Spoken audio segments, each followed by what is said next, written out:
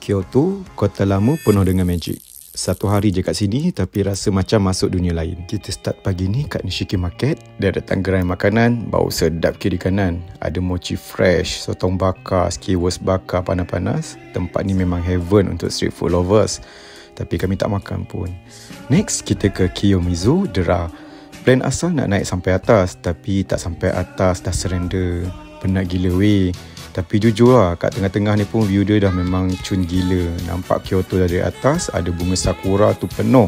Angin tiup perlahan, rasa damai sangat. Lepas tu, kita ke Starbucks Giant. Bukan Starbucks biasa tau. Ni dalam rumah kayu klasik Jepun. Tatami pintu geser, vibe dia cozy gila. Tapi tak sempat nak ambil video kat dalam. Lepas tu kita jalan kaki ke Ninenzaka. Lorong lama, vibe dia full on Jepun klasik. Tengah jalan-jalan, tiba-tiba nampak Hokkanji Pagoda dari hujung jalan. Ikonik habis, memang macam cun gila lah.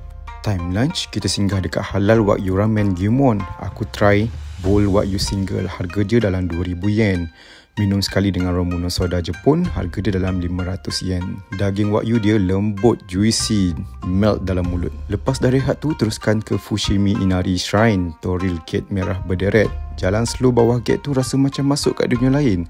Memang cantik gila lah. Warna dia kontra, memang cun gila juga. Plan asal nak ke Arashiyama Bamboo Grove lepas tu. Tapi bila dah sampai dah malam, lorong buluh tu gelap sangat weh. Kiri kanan senyap sunyi. Kita orang pun tak berani nak masuk.